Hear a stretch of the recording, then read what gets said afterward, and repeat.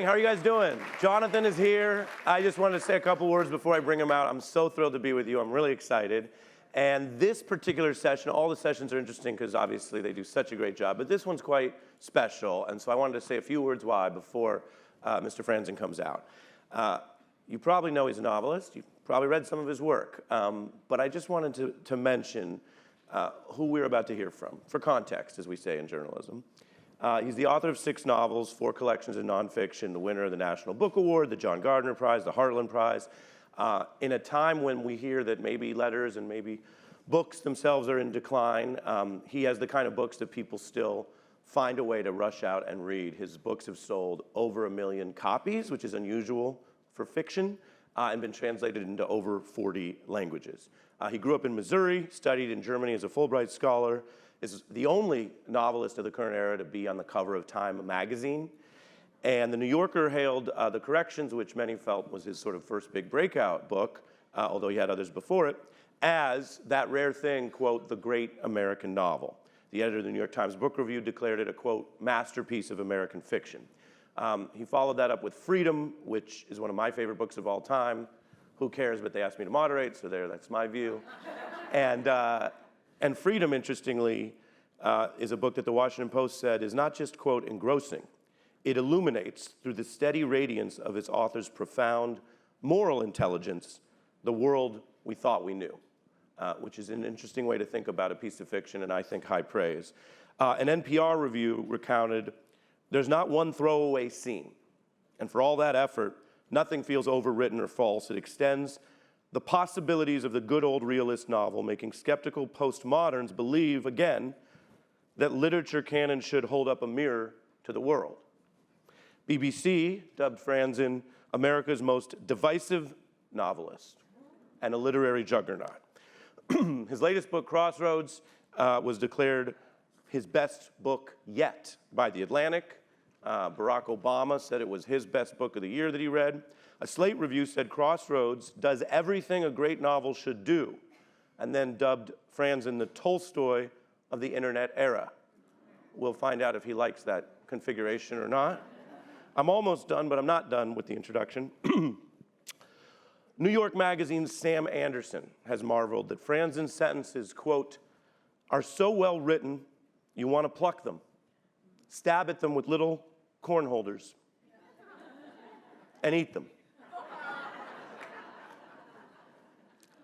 Franzen spoke to the press when Crossroads was published, and the Wall Street Journal, in the account of that publicity tour, said it was actually some of the first major interviews he'd done in 3 years. He is not known for being on the TV circuit or doing a lot of interview shows and appearances. So, as a factual matter, today's conversation is somewhat rare. And as a literary matter, we think, and some of these other people would say, it is special. So join me in welcoming the author, Jonathan Franzen.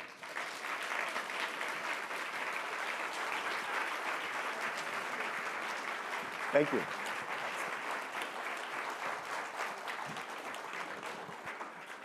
Thanks for being here. Good morning. Good morning, and thank you all for coming out at 9:30 on a weekday morning.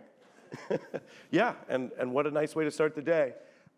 Jumping into it, many of your characters really brim with their feelings, with a type of psychology that the reader can then assess. Tell us about how you get to or work on finding the interiors, the depths of these made-up characters. Start with the easy questions. I do consider myself a novelist of character, primarily. That is where most of the real work goes. Actually, writing the books is the fun and all too brief reward for the usually at least 2 years, in some cases 7 years of work I've done on trying to come up with the characters. It sounds weird, but the goal, and this is a bit of a craft answer, the goal for me is to find the narrative key that unlocks what I already know about people and about myself.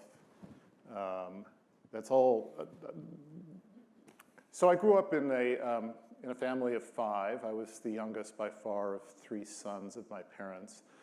They were all really interesting characters, and they all had conflicts with each other. And then there was this little caboose coming along that was me, and from that position, I would receive the complaints of each about all the others. And my job was to be liked by all of them and to understand all of them and not get in trouble and not take sides. You know, I had to actually, these were real conflicts. I mean, not violent conflicts, fortunately. I came from a highly functional family, but nonetheless, I got really early training in trying to figure people out, and also in being sympathetic to really conflicting and contrasting points of view. And that's still essentially what I do. But, so I have all that, I have that capacity, but you can't just like sit down and upload your experience as a person. You need to, it actually has to be a story. And so it seems strange to say, but what I spend years trying to do is find a topic sentence for a character that interests me. And that is essentially figuring out what their little problem is, what it is they want and can't have, what it is they are in flight from or anxious about. And I can come up with 30 ideas in a morning, and I can do that for 30 days in a row, and it takes a long time before I find the right one. So in Crossroads, Crossroads had been sitting there. I had a concept. I had my themes. I had my little hidden polemics. But it didn't really start moving until I realized that the minister, the Protestant liberal minister father in the book,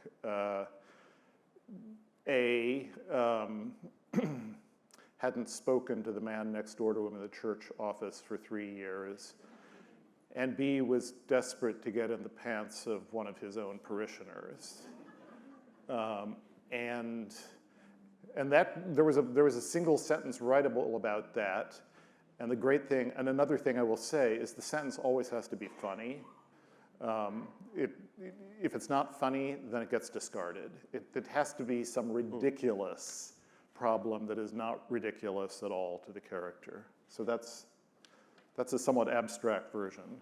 I think that's really interesting, and I'm not sure everyone reading would know, although there's, of course, great humor and irony in the works. I'm not sure we would know how central the humor is, although that's almost an emotional giveaway.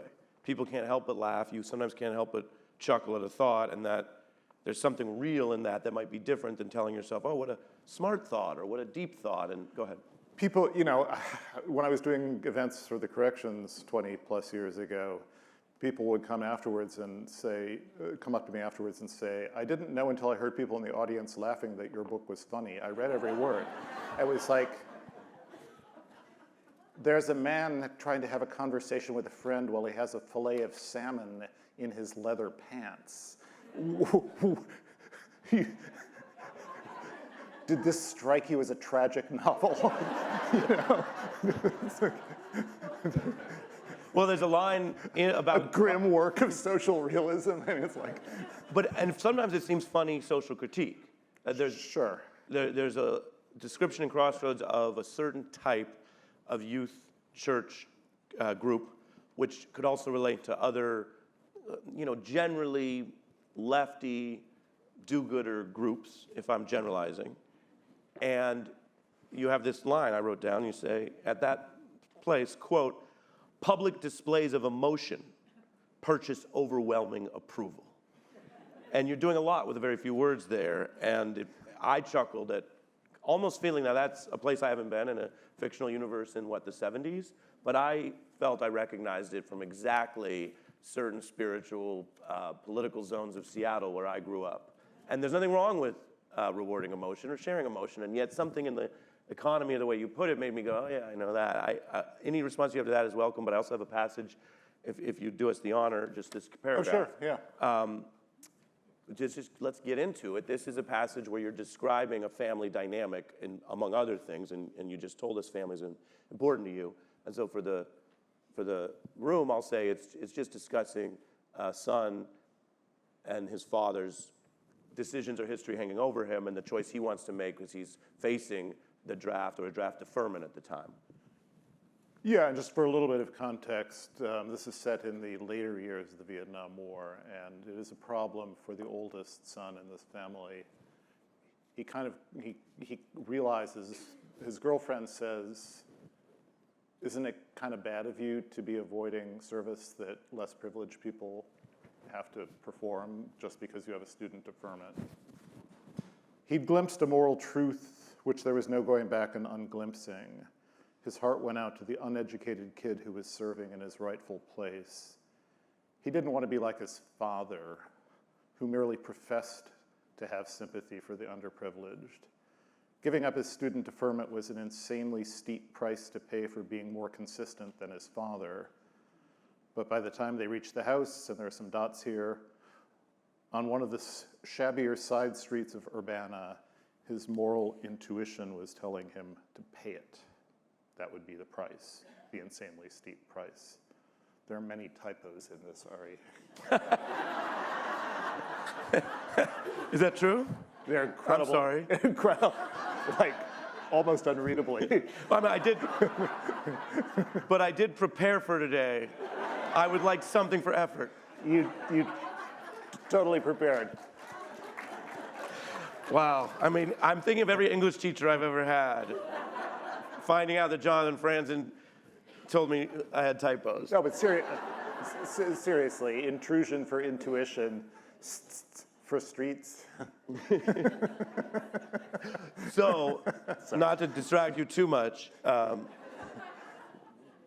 why is it so important that he takes this action in the shadow of his father? And the other question I honestly had while reading it, and I don't know if you can answer it or not, are we to believe when we read this that he, the character, is aware of that pressure from his father, or are you adding that as how you explain it to us, how the narrator explains it?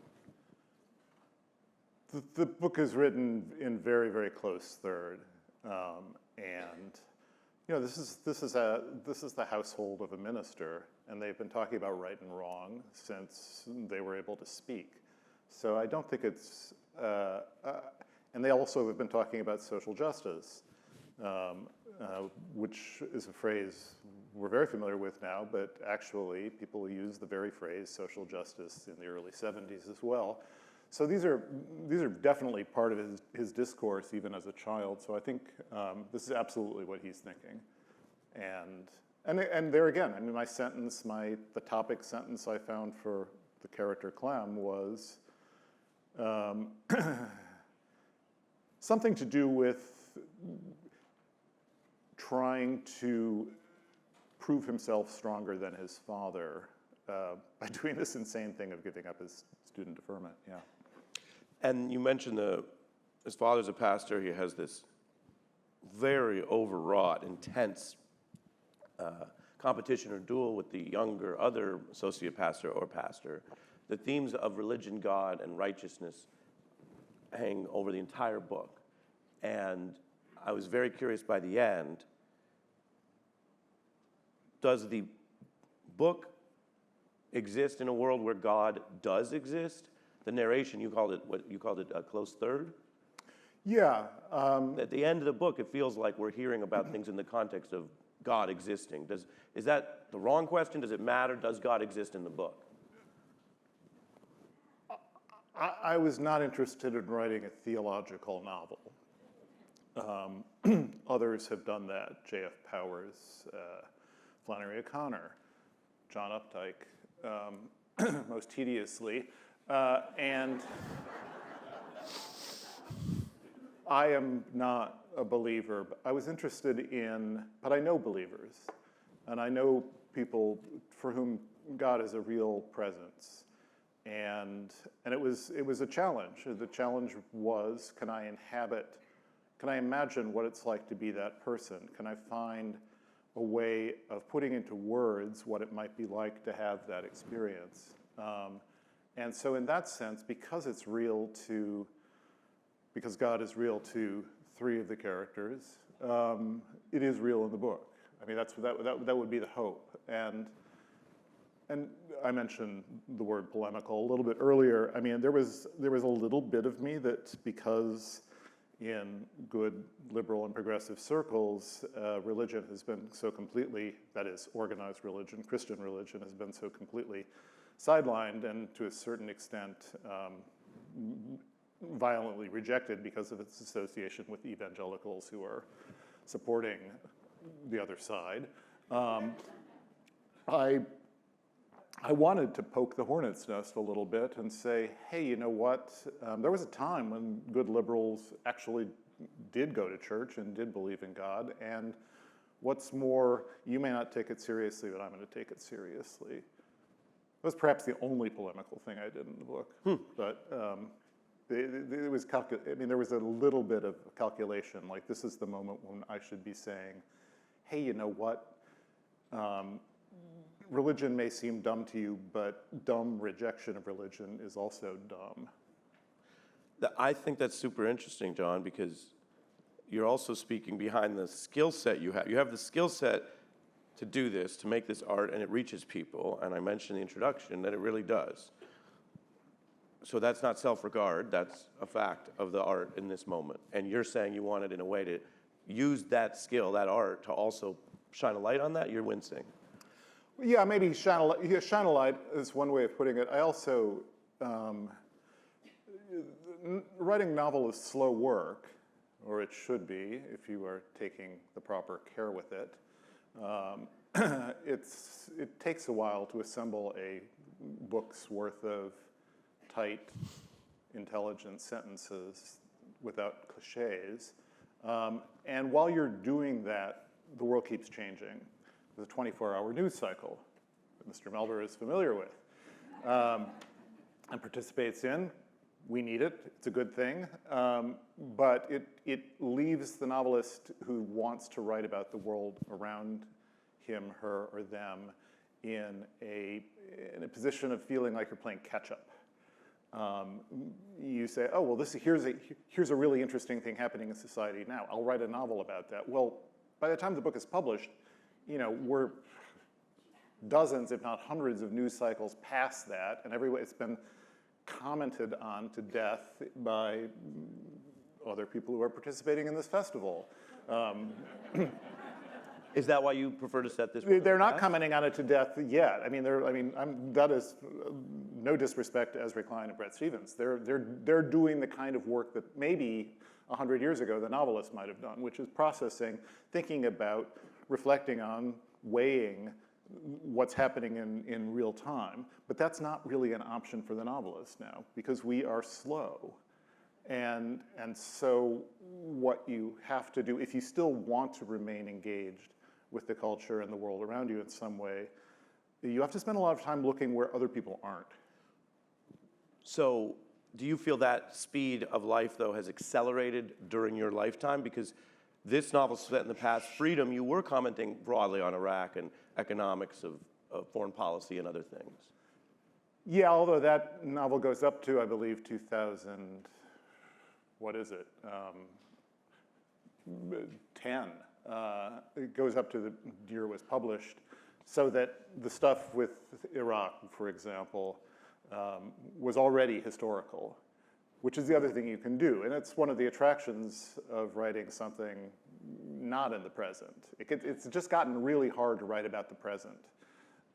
If I were to write a novel right now talking about AI and other cutting-edge technological developments, it would be obsolete. Like, I wouldn't even get a third of the way in, it would be obsolete, because so much would change in the meantime. That's super interesting. You talk about the view of religion as a way people make sense of the world. Their broader philosophy, ideology, or what we broadly call politics, is important to many people, and especially because you're literary. Certainly, it's hard to find anyone in this sphere, in this room, in this the broader discourse of the arts where people don't have ideas about politics. That would be quite unusual. And so in Freedom, I have some quotes here. They are riddled with typos, obviously. You already know that. But I wouldn't have mentioned it if it hadn't been so extreme, Art. no, it's, got to be able to take it. So you have this couple, though, and I actually was going to read these anyway, although I have other quotes for you. So. Go ahead. But this is, here we have this couple. Many people have read Freedom, but this couple, and although many other things happen, it's not pure politics by any means, but two passages where we see two sides of them and many other aspects of the relationship. So we have a character here discussing the wife, Patty. And the character says, quote, within the novel, maybe the supposed neighborliness was all just regressive, housewifey bullshit. If you were to scratch below the nicey-nice surface, you might be surprised to find something rather hard and selfish and competitive and Reaganite in Patty. It was obvious the only things that mattered to her were her children and her house. Not her neighbors, not the poor, not her country, not her parents, not even her own husband. End quote. One more about... And just to be clear, that's a neighbor commenting on. Right, so the neighbor within the novel is discussing her. It's not even the narrator. The narrator wasn't that mean, Jonathan. But then we hear later in the book, Walter, her husband, talking, and he goes through this fairly profound set of shifts. But it's all circling around the same problem of personal liberties, Walter said. People came to this country for either money or freedom. If you don't have money, you cling to your freedoms all the more angrily. Even if smoking kills you, even if you can't afford to feed your kids, even if your kids are getting shot down by maniacs with assault rifles, you may be poor. But the one thing nobody can take away from you is the freedom to fuck up your life whatever way you want to. Tell us about all of that.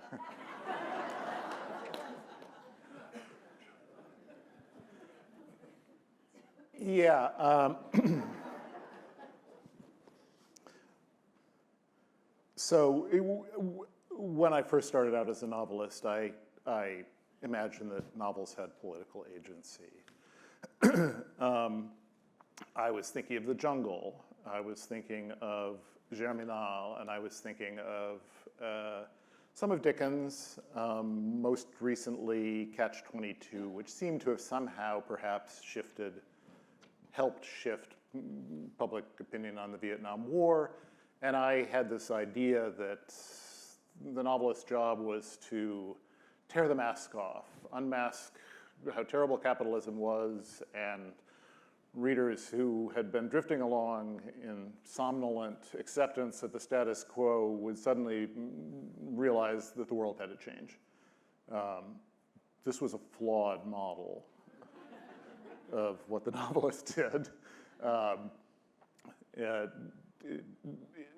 It very belatedly occurred to me that I couldn't think of a single instance of someone who picks up a novel saying, I really feel like I'm ready to have my politics changed by the experience of reading fiction. And over the years, I've become more and more hostile to the novel as a political vehicle. And this really has put me at odds with a lot of current thinking on the novel. We're exhorted to advance social justice, advance environmental justice, advance political causes by yoking our fiction to the common struggle. I don't see that as my responsibility. I see my responsibility as to be a complicator, to going back again to my family, my very conservative father and my extremely liberal brothers, they both had points. It was not, and to deny that is to deny some kind of truth, and it is the novelist's responsibility to seek the truth.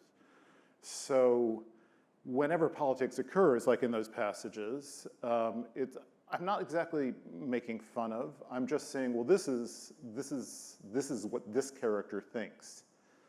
And I like a nice large novel because somewhere else in the book we're going to turn that around and see it from the other side. And specifically, Walter's little rant about freedom, I think there's a lot of truth to what he says. And in a funny way, what Walter is saying there with that little outburst, they're discussing how to solve the world overpopulation problem. They're at his kitchen table. He and his soon-to-be lover and his best college friend and his daughter are trying to figure out, how do we get the world to wake up to the fact that there are too many people on the planet? And he's gone off on this bit of a tangent, but there's something actually, and he knows what he's talking about because he grew up in what was already a very conservative part of Minnesota, northern Minnesota, and is now deep, deep red.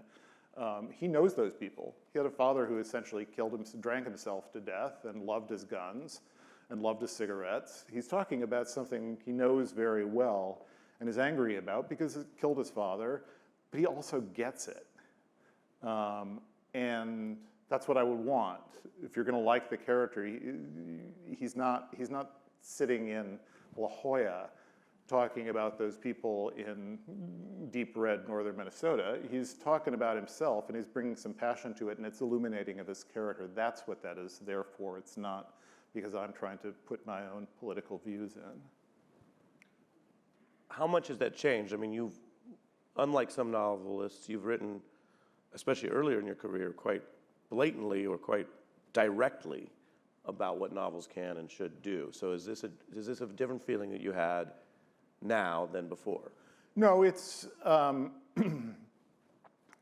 there was a 180 I did in the mid '90s when I was struggling with my third novel and I just couldn't get it going, and because I had this wrong idea of what the novel was supposed to do. I thought it was this socially effective tool of the struggle, and it was just not any fun to be a tool of the struggle.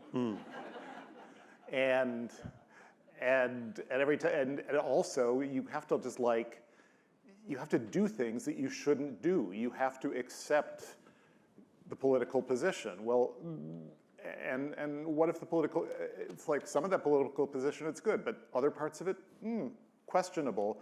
But that's not useful politically. If you start allowing, well, actually, some parts of our platform, the other side has a point. You are dead. But that is actually where the novelist's work begins, is saying, well, some of this platform is good, but other parts, that's what we do. And there was a moment around 1996 when I realized I'm just going to not try to be good for society anymore. I'm just going to tell my stories. But I continued to employ satire. Certainly, Corrections is very much a satiric novel, and there are elements of satire stretching all the way through, and it was finally really in Crossroads that I just said, no more. No mas. Well, it helped that what's the point in satirizing things that were happening in 1971? Woo, he really landed one. hit those people in 1971 where they live, or lived. It's really interesting, well, because I have a little passage for you to read from Why Bother, which we would call nonfiction or essay? Yeah, it was an essay. And so this is Jonathan's essay, and it overlaps with what we're discussing, although it almost sounds to me like you're not necessarily giving the writer or yourself full credit here, which is that even if you step away from what might be the exogenous pressure on the novel or the piece of work to do everything, to have, as you say, a political platform, which might be a fool's errand, this passage to me captures why people care about art across the world, even as the mechanisms change. Part of what you say here about the ache of human existence, I think could very well capture why people have made music. The novel is, however, how old is the novel? A couple hundred years? Yeah, in English we can date it to approximately 1710, yeah. Okay, so 1710, and music is tens of thousands of years old. It's part of some of the most even primal societies, and we still have it being a big part of our lives today. So I love this passage because it could go for any number of types of art and overlaps with what you were saying. So I'd love for you to read it to us and then speak to us about it. With trepidation. And noting that I wrote this 29 years ago. Okay, wow. I was sort of a pretentious guy in his mid-30s. Here, comma, indeed, comma. We are up against what truly seems like the obsolescence of serious art in general. This was a reaction to the third screen. We had the movies, and then we had TV, and then we had computers. And just for background, when a lot of bad things were happening in my life, my father was falling apart with Alzheimer's and Parkinson's. My marriage was breaking up. I had no money, and I determined that the real problem was that people weren't buying enough novels. That was the problem in my life. So I sat in a grim little space above a garage in Chestnut Hill, Pennsylvania, and hammered out like 70 pages whose title was not My Pathology, which, by the way, great joke and really fun movie, Cord Jefferson, but My Obsolescence. And that eventually I repurposed some of those pieces into actually 4 different essays. It was a scream of a person who felt profoundly irrelevant and like he'd chosen the wrong career. Here, indeed, we are up against what truly seems like the obsolescence of serious art in general. Imagine that human existence is defined by an ache, the ache of our not being, each of us, the center of the universe, of our desires forever outnumbering our means of satisfying them. If we see religion and art as the historically preferred methods of coming to terms with this ache, then what happens to art when our technological and economic systems and even our commercialized religions become sufficiently sophisticated to make each of us the center of our own universe of choices and gratifications? Fiction's response to the sting of poor manners, for example, is to render them comic. The reader laughs with the writer, feels less alone with the sting. This is a delicate transaction, and it takes some work. How can it compete with a system? Screen your calls, go out by modem, acquire the money to deal exclusively with the privatized world, where workers must be courteous or lose their jobs, that spares you the sting in the first place.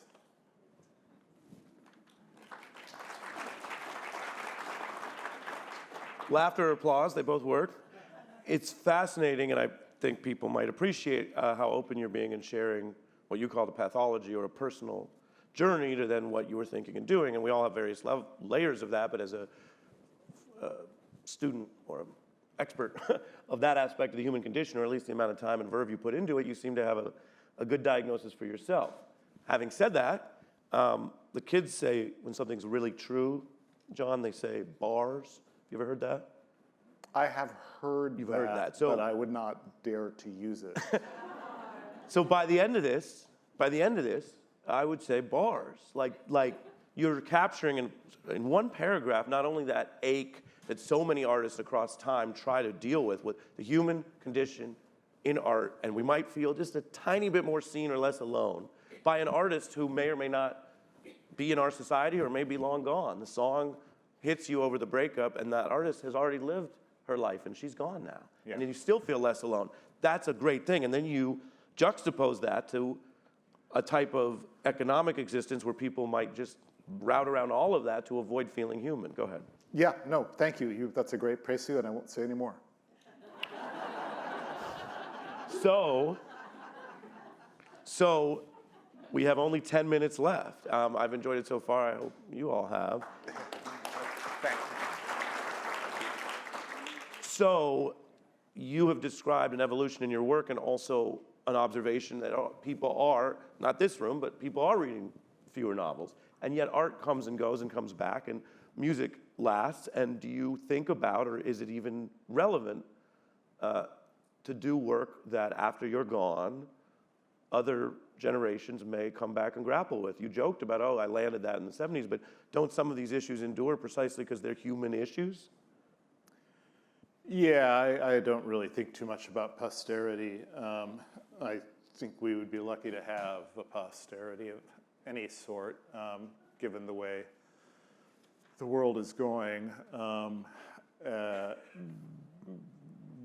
We need to try to keep civilization and civil society going, and it's under threat from many directions. So, to worry about, will people still be reading you 100 years from now? It's like, God, will people still know what a book is 100 years from now? I don't care personally. I'll be dead.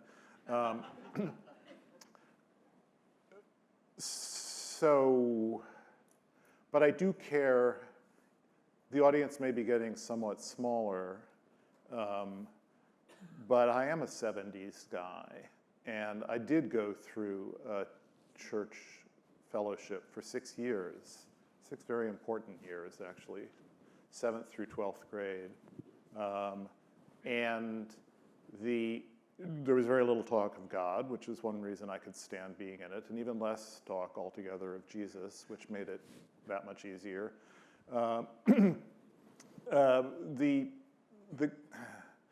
What we instead tended to talk about was the authentic relationship. That was the goal, was to be in authentic relationships. And that, of course, would call for honesty and confrontation, but also unconditional love.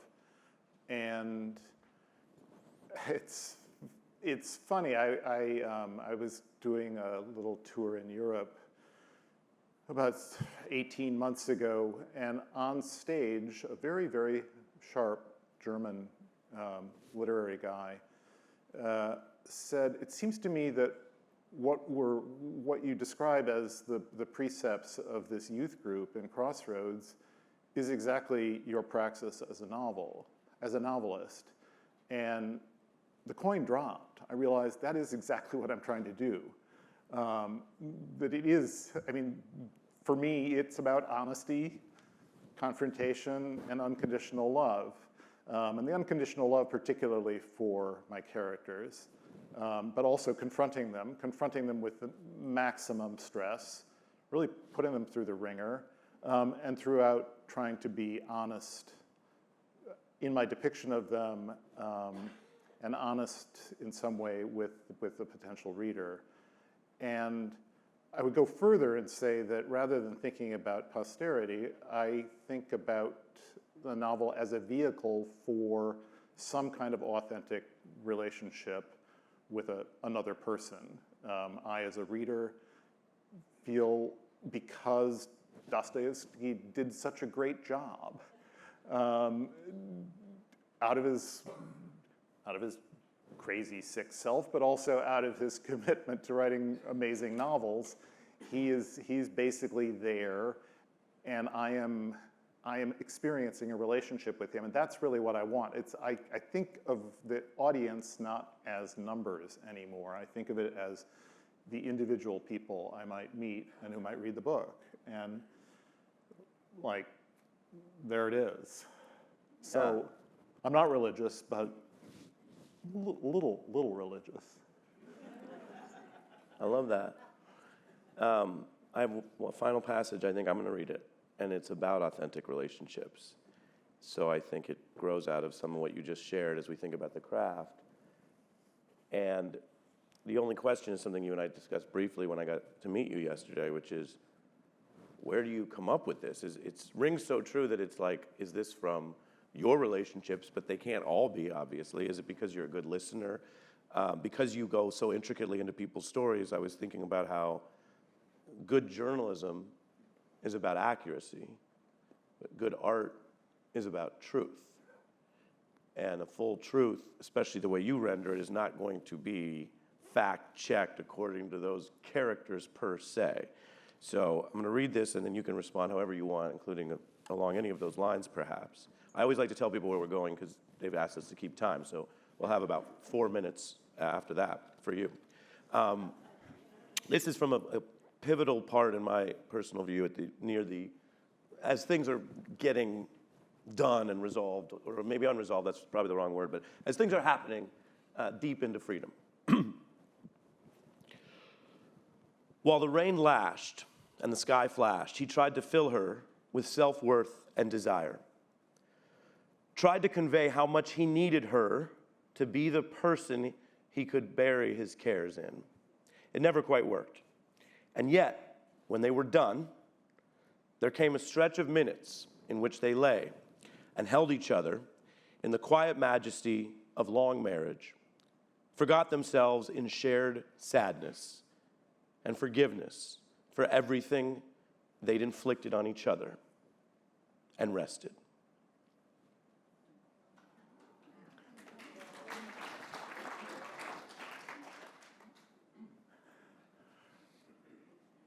I went back and forth about that phrase, long majesty. It seemed,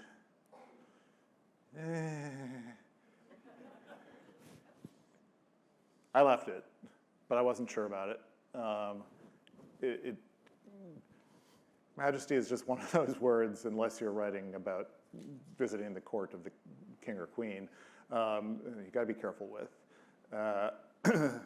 But that does follow an absolutely horrible fight. There's some good fights in freedom. And that was actually possibly their worst fight. No, second worst fight. So I did go with long majesty. What to say?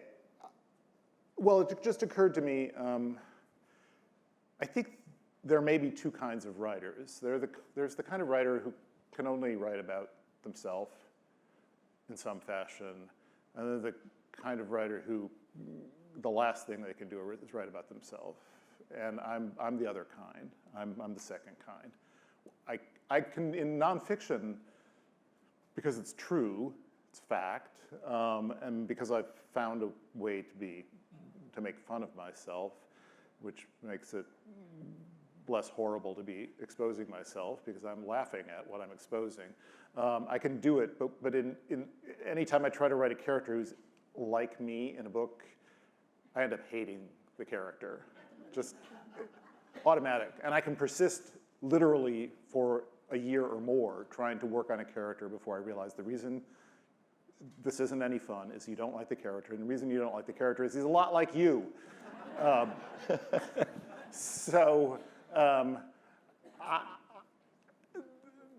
Just trying to give a little bit of form to this whole conversation. I will go back to that, my understanding of who I was as a kid. I was a good listener. I was by necessity a good listener. For years, my father was off traveling, and my mother and I had to listen to my mother. Night after night after night after night. And it's like, well, you might as well listen. I mean, better than not listening.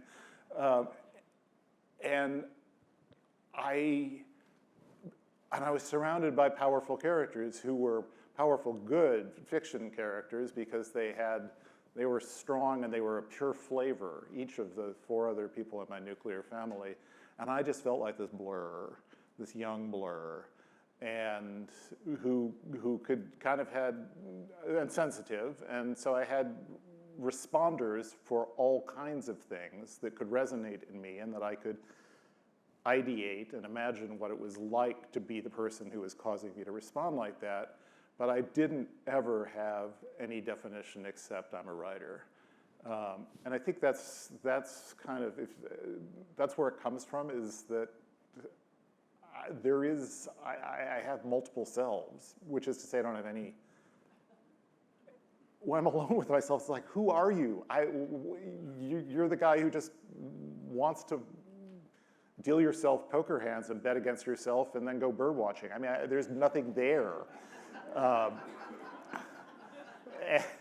And it's only in relation to other people that I feel I have any kind of substance as a person. And of course, what you're doing as a novelist is you're creating a whole new set of psychological objects with whom you can have an extended and intense relationship. And that's where I'm going to trail off and say, you are a really good interviewer, Ari.